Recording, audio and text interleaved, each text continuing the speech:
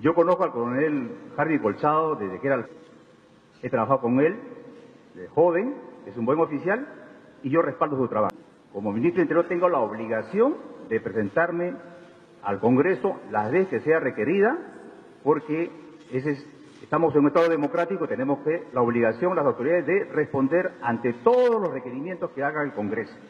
Yo hubiese preferido que se pueda ya pedir el peritaje respectivo para que acreditara fehacientemente que acá no haya habido ningún tipo de interceptación ilegal. Este gobierno descarta contundentemente estas prácticas vedadas. Aún así, voy a asistir al Congreso cuando sea requerido. Yo conozco al coronel Hardy Colchado desde que era alférez, he trabajado con él de joven, es un buen oficial y yo respaldo su trabajo. Como ministro del Interior tengo la obligación de presentarme al Congreso las veces que sea requerida, porque estamos en un Estado democrático, tenemos la obligación, las autoridades, de responder ante todos los requerimientos que haga el Congreso. Yo hubiese preferido que se pueda ya pedir el peritaje respectivo para que acreditara fehacientemente que acá no haya habido ningún tipo de interceptación ilegal. Este gobierno descarta contundentemente estas prácticas vedadas. Aún así, voy a asistir al Congreso cuando sea requerido. Yo conozco al coronel Hardy Colchado desde que era alférez, he trabajado con él de joven, es un buen oficial y yo respaldo su trabajo.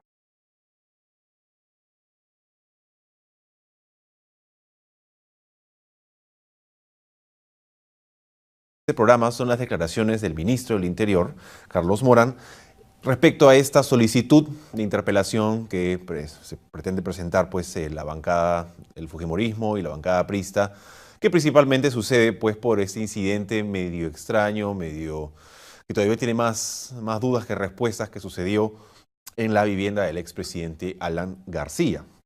Este ha sido el video que vieron al inicio, fue la respuesta del ministro. Él dice que va a ir a responder lo que sea necesario, que él quisiera que el peritaje demuestre que no hubo ningún tipo de interceptación telefónica, pero que en todo caso irá a responder las preguntas que sean necesarias.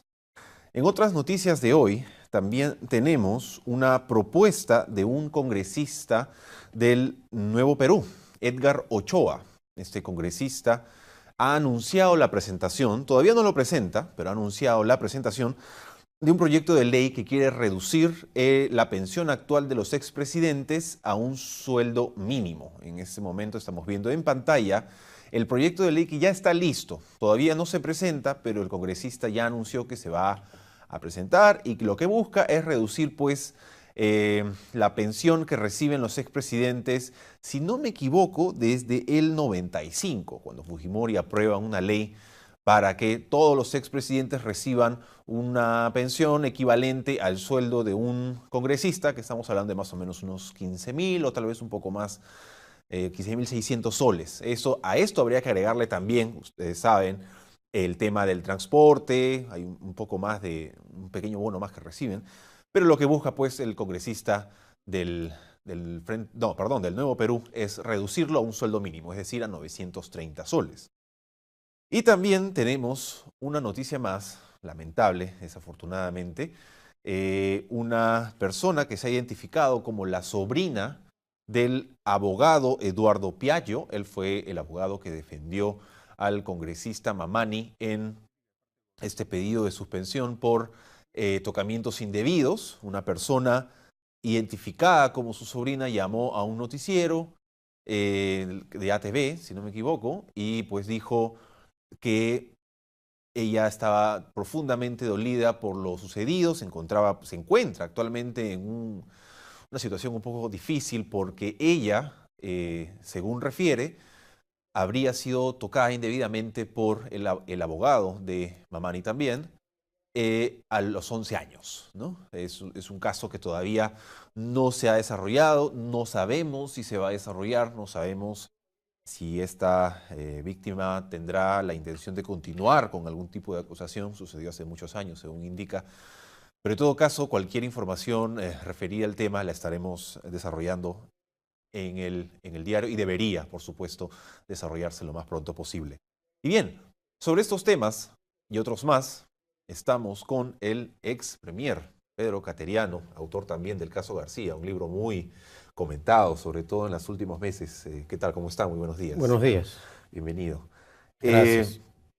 A ver, hay muchísimos temas con los cuales quisiera conversar con usted, pero antes de entrar al tema de fondo, quisiera saber sus apreciaciones sobre la propuesta de interpelación al ministro del Interior. Bueno, creo que es una salida política de Alan García. Después de haber declarado ante la comunidad internacional que era un perseguido político y que por eso había solicitado el asilo al Uruguay, ahora sale con esta... Como un pedido de interpelación. con este bochornoso incidente de un supuesto chuponeo. Sí. Al rey de los chuponeos. Porque si de algo sí se ha probado es que en los dos gobiernos de Alan García se produjeron actos de espionaje. En el segundo, además, con sentencia judicial, en el caso de los petroaudios, que es Claro. algo de dominio público. O sea que de espionaje sabe Alan García. Y sabe también cómo utilizarlos para acusar a los adversarios. Porque lo que ahora le interesa al APRE es acusar de espionaje. Luego, cuando pasen los meses, los años, y esto se archive en la Fiscalía o en el Poder Judicial, ya no es noticia. Pero en este momento es Claro. un método para tratar de vender la idea que él es un perseguido político. Pero, Curioso perseguido, sí. que además tiene informantes en la Fiscalía. Claro, Sí que tiene poder acaba de para, decirlo, así es, a confesión de parte, relevo de prueba. Entonces es un curioso perseguido político, por decirlo de alguna manera. Lo que yo quisiera saber es por qué en todo caso él quisiera continuar con esta teoría de que él es un perseguido político. ¿Qué es exactamente lo que busca con eso? Él está hablando en este momento a sus fanáticos que lo han ido a aplaudir a Alfonso Ugarte. Que aún tiene. Ciertamente tiene gente, tiene portátil, tiene seguridad. Claro. No hay que olvidar que García tiene, no hay que negarle, mecanismos para movilizarse sin ningún problema. Pero ya no tiene credibilidad. Su palabra no vale. Sobre todo después del bochornoso incidente del pedido de asilo al Uruguay. ¿Qué se puede esperar de una persona que ha personificado en dos oportunidades a la nación y que por salvar su pellejo fue a un país a mentirle respecto de lo que ocurre en el país? Es decir, atentar contra la imagen internacional del país. Entonces sabemos que él considera que, en su caso, el fin justifica los medios. Y si hay que insultar, si hay que confundir, si hay que mentir, no tiene ningún reparo en hacerlo, ¿no? ¿Pero usted cree que él va a continuar con esta estrategia de buscar un asilo, o sea, a pesar de lo de Uruguay? Yo creo que eso ya... ¿Está descartado? Salvo que sea amigo de algún dictador, ¿no? Pero después de la contundente respuesta del gobierno uruguayo, no creo que otro gobierno democrático vaya a proteger a García. Esto, como repito, es un discurso político para sus fanáticos que aún le quedan, porque ciertamente el valor de la palabra de García es como lo fueron los intis en la época de la hiperinflación, ¿no? Claro. Pero, a ver, digamos, ya, él está haciendo toda esta estrategia, él está tratando de contar toda esta historia de espionaje, pero digamos, hasta ahorita no hay nada que sustente que realmente hubo algún tipo de interceptación. No hay absolutamente nada. Digamos, Pero además, ¿qué lo permite? que el propio García dice, a los 5 minutos se comprueba que es falso. Que estos equipos los compró Humala. Luego sale la versión oficial que fueron switcher, equipos ¿no? adquiridos por el gobierno de Pedro Pablo Kuczynski para garantizar la seguridad de la visita del Papa. Entonces, todo ¿no? Para garantizar la visita del año pasado. Cuando vino el Papa, Claro. ¿no? Se hizo Claro. esta compra. Entonces, todo lo que dice inmediatamente genera una rápida caída del castillo de naipes. como ha sucedido también con el tema de las fuentes que él tendría, que han habido varias versiones, ¿no? Primero García dice, no, yo tengo, tengo fuentes, tengo informantes que me están contando lo que... Sí. El abogado o el asistente, si no me equivoco, dijo, bueno, no, sino que alguien se acercó a nosotros de forma intempestiva y nos dio información. ¿Esto ha sido una metida de pata o no? Bueno, creo que está en aprietos el expresidente García. Él mismo está haciendo todo lo posible para que le dicten una Prisión detención, preventiva. una prisión preventiva. Yo no deseo. Lo que debe ocurrir es que el fiscal y el juez determinen con absoluta independencia e imparcialidad lo que corresponda. Pero ciertamente él con esta clase de actos está probando buscando, una ¿no? conducta procesal que seguramente ya el fiscal José Domingo Pérez y el juez Sánchez deben tener un criterio formado. La huida a la embajada del Uruguay, ¿qué fue? Una acción para evitar que la Fiscalía y el Poder Judicial cumplan con su deber, Una obstrucción. ¿no? Claro. Clarísima. Esto de vender la idea que tiene informantes y que le filtran y que por eso no va, ¿qué cosa es? Una evidencia más para obstruir la acción de la justicia. Entonces, son los propios actos del señor García, no son los enemigos, los adversarios, el odio. Es como el tema del soborno en los 24 millones de dólares en Andorra. No son consecuencia de un invento de adversarios. No, su propio viceministro ha declarado que esos actos se realizaron porque el decreto de urgencia que dictó García hizo viable esa operación en favor de Odebrecht. Y así sucesivamente, si revisamos lo que es la actuación gubernativa de García, cuando él interviene directamente, siempre aparece un soborno. Caso del BCCI en el primer gobierno, soborno. Caso del tren eléctrico en el primer gobierno, soborno. Caso de la segunda etapa del tren eléctrico en el segundo gobierno, soborno. Pero él no tiene, digamos, Él es un nada que ver ahí. santo varón. No, no lo toca siempre directamente a él. Bueno, pero en esta ocasión creo que hay más que evidencias y pruebas. Y finalmente será un fiscal y un juez independiente e imparcial. Serán jueces y fiscales independientes los que administrarán justicia. Muy bien. Volviendo un poco al tema principal, el tema creo yo que es, a pesar de que ya culminó, continuará por los próximos meses tal vez, el referéndum. Ha salido una, digamos, ya escuchamos la decisión de la gente abrumadora, unos porcentajes con una larga distancia entre ellos. Ha ganado el 3 veces sí y el no. La gente le ha dicho que sí a la no reelección, le ha dicho que sí a la reforma en el CNM. Lo que yo quisiera saber principalmente es, quisiera saber qué piensa usted sobre estos resultados. ¿Son favorables? ¿Hay algunos con los que usted tal vez no está de acuerdo? ¿O son negativos? Desde el punto de vista político, Sí. hay que interpretar el resultado de este referéndum como un apoyo masivo, pétreo, en favor del presidente Vizcarra. Creo que ese es el análisis en el cual existe consenso y que la mayoría de los peruanos hemos entendido, excepto los fujiapristas, ¿no? Pero esto es consecuencia también de dos actos electorales casi sucesivos, de diferente modalidad, pero que a su vez representan también, desde el punto de vista político, un duro golpe al fujiaprismo.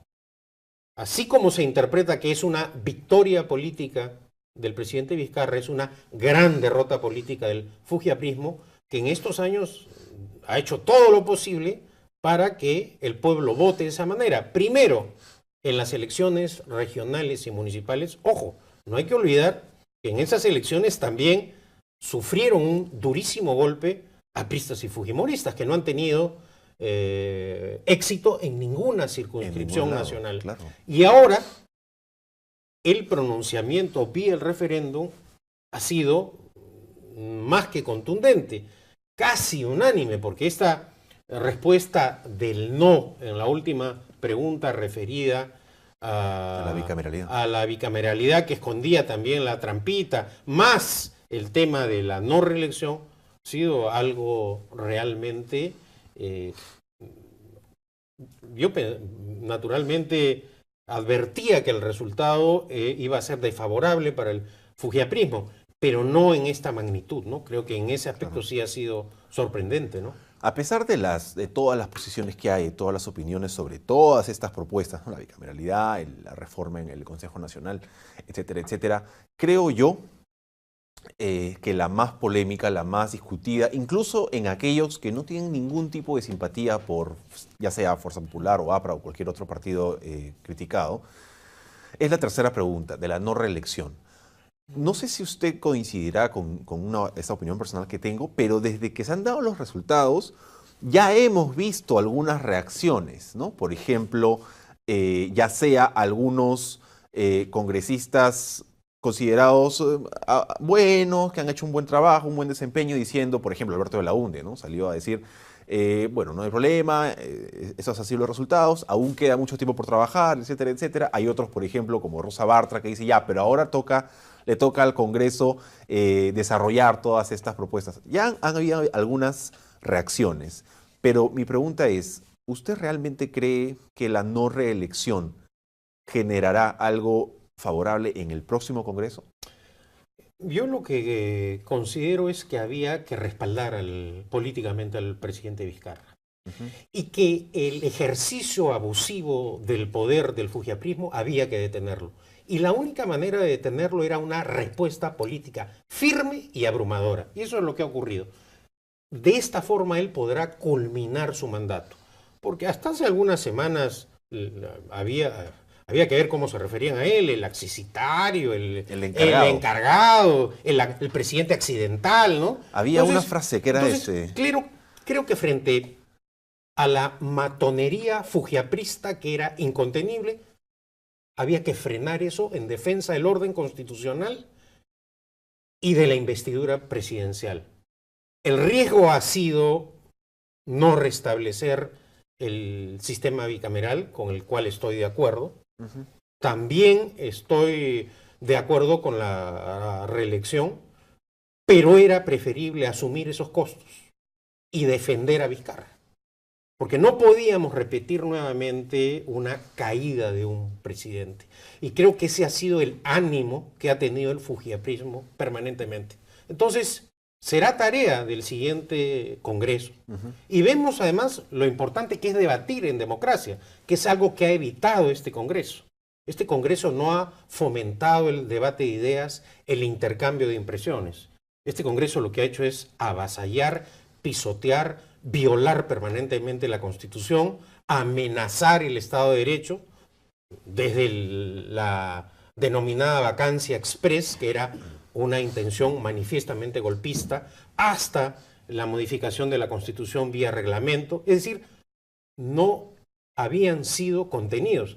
Ni siquiera el fujiaprismo reaccionó frente a los resultados electorales de las elecciones regionales y municipales, como acabamos de mencionar hace un momento. Sí. Entonces, desde el punto de vista político era necesaria esta respuesta.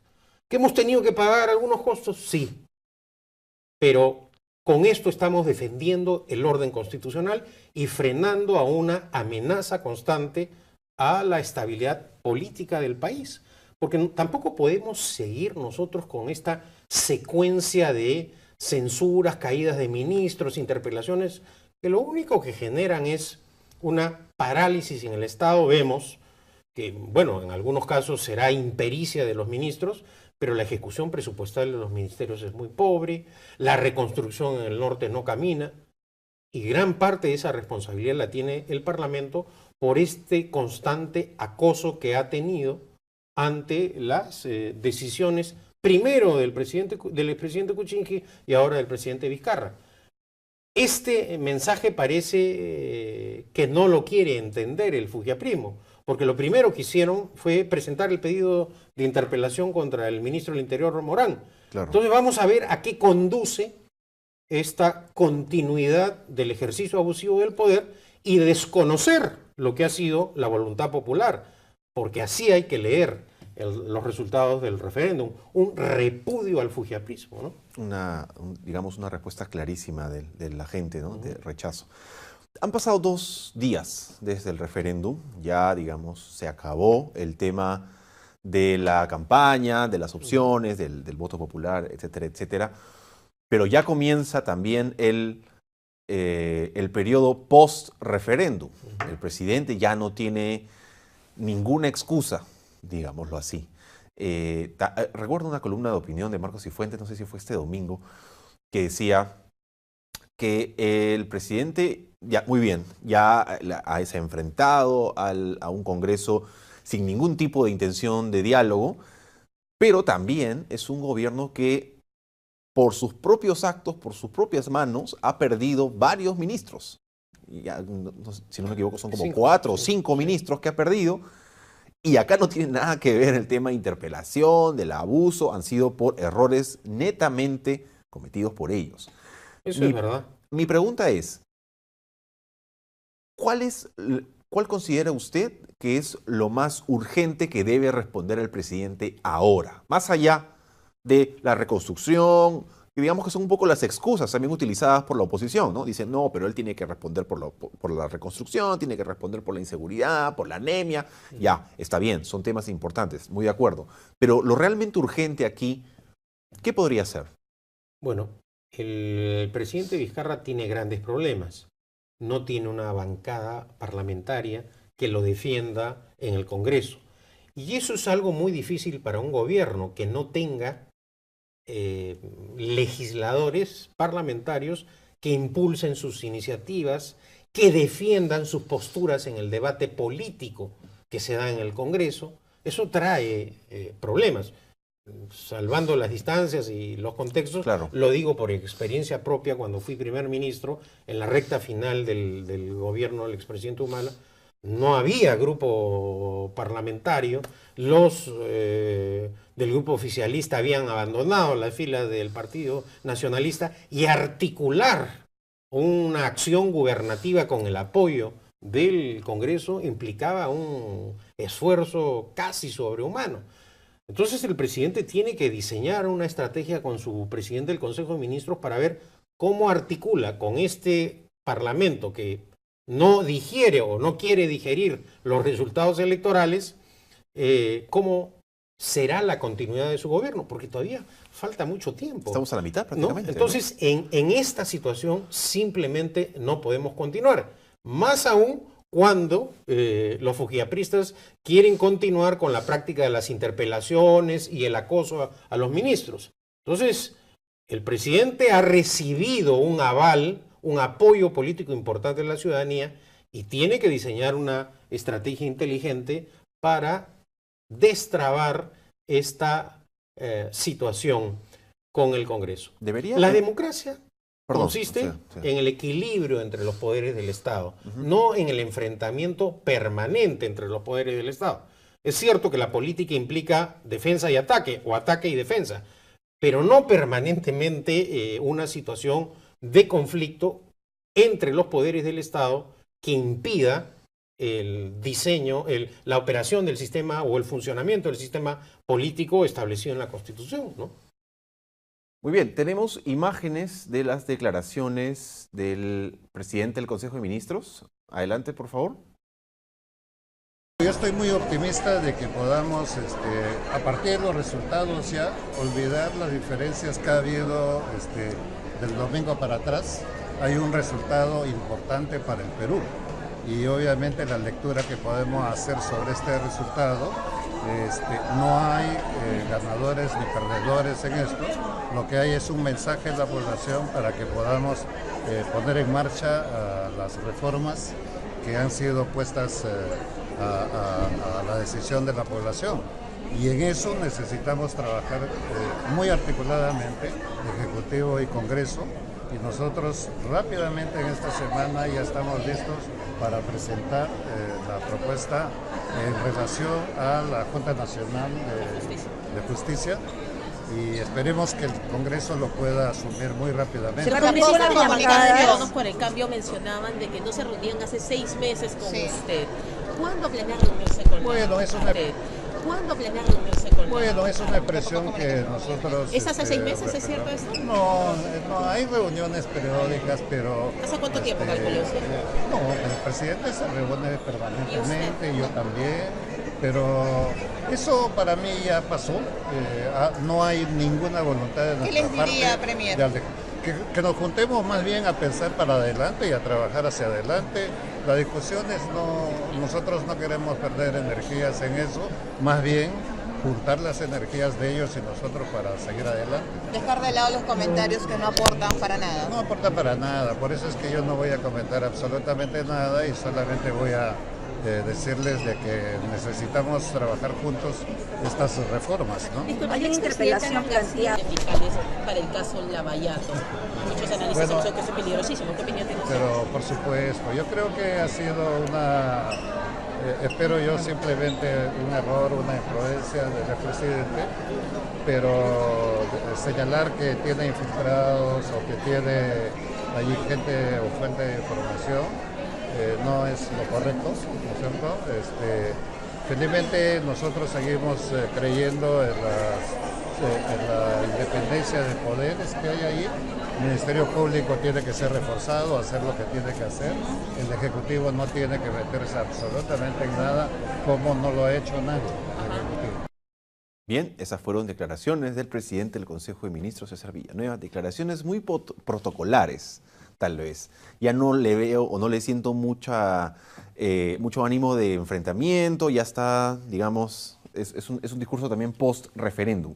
Y también está seguramente sopesando las declaraciones de los denominados parlamentarios oficialistas del día de ayer, Claro. que ellos mismos han declarado que no tienen este contacto con el presidente del Consejo de Ministros hace 6 meses, ¿no? ¿Usted considera que un cambio de gabinete es recomendable en este momento? El presidente tendrá que hacer esa evaluación, naturalmente, ¿no? Pero hay casos de ministros que tienen una condición fantasmal, ¿no? Que no se les conoce, que no... Nunca se les ha escuchado, ¿no? No defienden sus ideas, y creo que si un ministro tiene una característica es que debe ser alguien que haga una función política. Si vamos a tener solamente ministros tecnócratas que no defienden los postulados de ese sector, las necesidades de sus ministerios, la situación se complica, ¿no? Son ministros que se les conoce cuando se van, también, ¿no? Sí. Es un poco una situación un poco difícil. Son más notorias sus apariciones en los medios, efectivamente, cuando renuncian o cuando caen como consecuencia de errores cometidos. Pero esta relación que se mantiene con Villanueva, que en un principio algunos líderes de opinión lo calificaban como que estaba un poco jugando a escopeta de 2 cañones, que en la época cuando recién ingresó apoyaba un poco al fujimorismo, pero del mismo modo también los criticaba. No se entendía muy bien cuál era su estrategia, pero en este momento, con las declaraciones de su propia bancada, entre comillas, se nota que no lo quiere. Bueno, él ingresó luego de dar unas declaraciones polémicas, porque cuando impulsó la vacancia del expresidente Kuczynski, declaró que no iba a asumir la presidencia del Consejo de Ministros. No recuerdo. Y luego Apareció. asumió. Entonces tuvo ese problema. Pero aparentemente hay una relación de confianza con el presidente. Entonces, el cargo de presidente del Consejo de Ministros, si bien es cierto, en el Perú se requiere la extensión de confianza del Congreso para continuar luego de la designación del presidente de la República, fundamentalmente en una situación como esta, en donde no tiene el gobierno mayoría parlamentaria, hay grandes dificultades, tiene que contar con la confianza del presidente de la República, ¿no? Algo que le quería comentar también, que no sé si lo ha resaltado mucho la prensa, es que hace mucho no sabemos nada de Mercedes Arauz. Si no me equivoco, el domingo declaró un poco y dijo, no sé si recuerda que el presidente dijo que iba a haber una reunión del Consejo de Ministros, ¿no? Se iban a reunir para ver un poco los resultados. Y ella dijo, bueno, que ella no iba a estar presente, que lo iba a ver por televisión. ¿Por qué esa distancia? La verdad que no tengo idea cuáles son las razones de esa distancia. Seguramente son producto de desencuentros políticos, pero ojalá que por el bien del país haya reconciliación, ¿no? Claro. Porque Sí, también la congresista Arauz fue una de las que señaló ante los medios de comunicación que no había coordinación ni con el presidente del Consejo de Ministros y tampoco con el presidente de la República, ¿no? Y al final resultó que no era tan cierto que digamos. Antes de terminar esta entrevista, yo quería hacerle una consulta muy directa sobre una de las noticias que escuchamos al inicio, la eliminación de mejor dicho, la reducción de la pensión a expresidentes a un sueldo mínimo. ¿Usted está de acuerdo con esto? Yo lo que creo es que si un presidente de la República sirvió honestamente al país, hizo esfuerzos por defender el orden constitucional y democrático y cumplió con una misión importante, como en la mayor parte de los países del mundo democrático, debe contar con una pensión digna. Ahora, si se trata de un presidente que va donde empresas contratistas del Estado a cobrar $100.000 por conferencia y en un añito se hace $1 millón, ¿qué necesidad de pensión tiene? Y que se la reduce y luego, como comentábamos... y que cuando retorna con triquiñuelas políticas y judiciales y con amigotes en el Poder Judicial, se hace reintegrar de un solo cocacho. Hay países en los cuales cuando el presidente, porque también un expresidente puede dedicarse a la actividad privada, retorna o tiene actividad profesional en el ámbito privado, deja de cobrar pues la pensión del Estado. Claro. Eso ocurre, por ejemplo, en España. El expresidente del gobierno español, Aznar, está dedicado ahora fundamentalmente a la actividad privada. No participa del Consejo de Estado y no cobra, por lo tanto, ese dinero. Eso ocurre. Pero acá no. A algunos, creo que el plural en este caso está mal utilizado, les gusta la pensión más las conferencias con proveedores del Estado. Eso sí debería ser regulado, ¿no?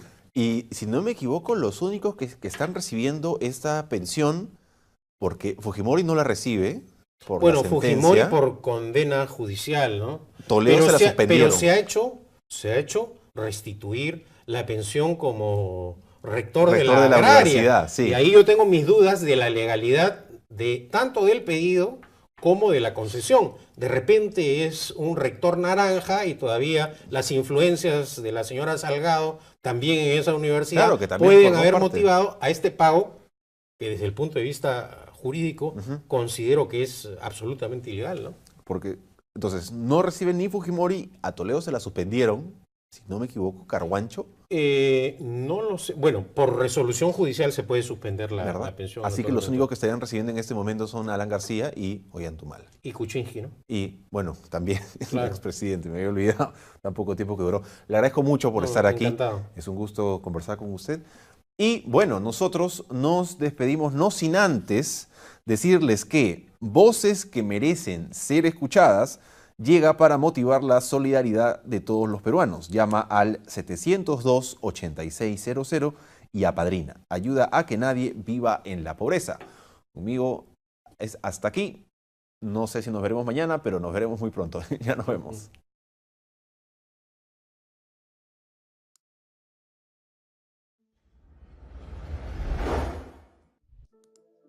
A 5 horas del centro de Trujillo, pasando por la ciudad de Huamachuco, llegamos al distrito de Curgos, distrito considerado el más pobre del país en el año 2015.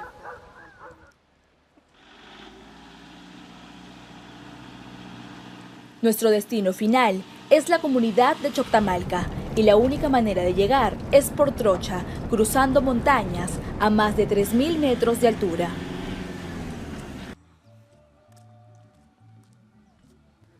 Aquí, en el colegio número 82022, nos espera un grupo de niños que por un momento han dejado los apuntes y se han puesto en acción para combatir la desnutrición y la pobreza haciendo pan.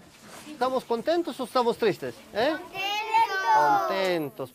¿Solo para nosotros va a ser el pan o vamos a llevar a nuestra casita? A ver. Vamos a llevar a nuestra casita. Claro, muy bien. Miren, esto es pan. Luego vamos a hacer un rico bizcocho. Y nuestros niños del jardín de niños, ¿qué van a hacer? Unas ricas empanadas de pollo. Están haciendo unas empanadas de Pollo con su profesora ahí, miren, ¿ah? Muy bien. Desde los 3 años son educados con esta nueva metodología. En total, son 30 los estudiantes que se han convertido en pequeños panaderos que elaboran a diario distintos productos para mejorar su alimentación. El principal tema fue la lucha contra la anemia, que tenemos más del 62% de niños desnutridos. Entonces ya nos olvidamos de hacer los dípticos, trípticos y tanta propaganda y dijimos mejor vamos haciendo un proyecto productivo donde vamos a tener que alimentar a los niños de la forma más correcta. Ya en este momento estamos en la panadería, también tenemos momentos de reposte, de postrería, hacemos los viernes nuestro arroz con leche, nuestro arroz ambito. Entonces los muchachos logran aprendizajes más significativos.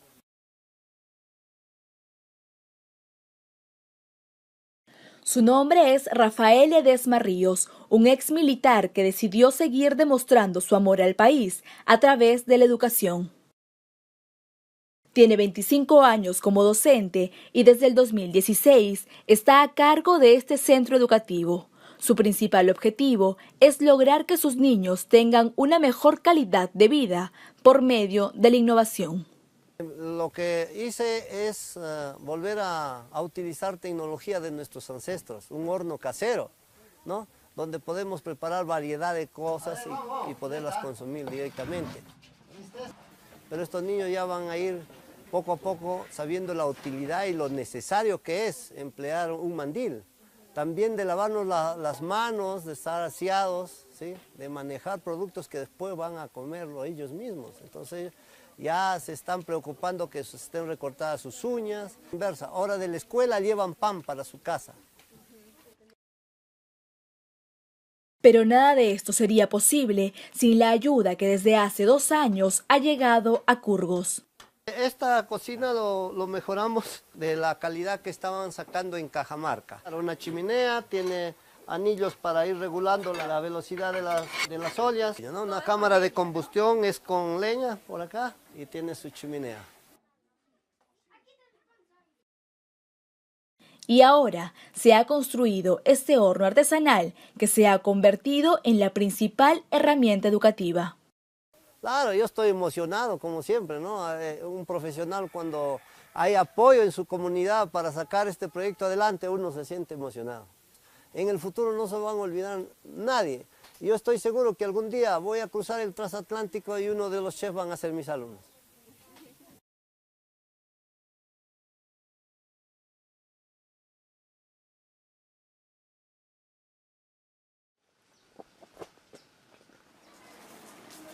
Para tener una correcta alimentación, se necesita de las vitaminas y los minerales que se encuentran en las verduras. Pero cultivar en esta zona alta es casi imposible por los constantes cambios climáticos. Sin embargo, en el colegio número 8250 de Guarangal, también hay acción para combatir esta problemática. ¿Esos son los lombrices que hacen?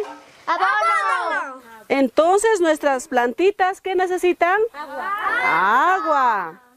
¿Qué más? Aire. Aire, muy bien. ¿Qué más? Tierra, ¿verdad?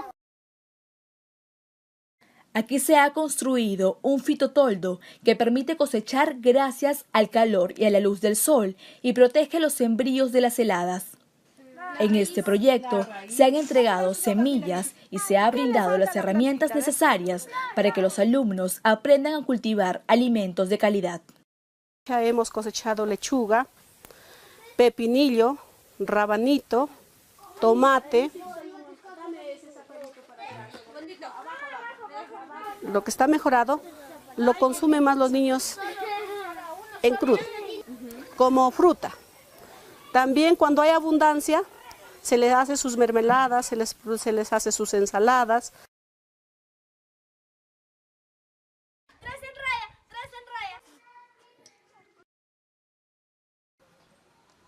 Muchos de estos niños viven en caseríos y deben caminar más de 1 hora para poder estudiar. Sin embargo, nada los detiene.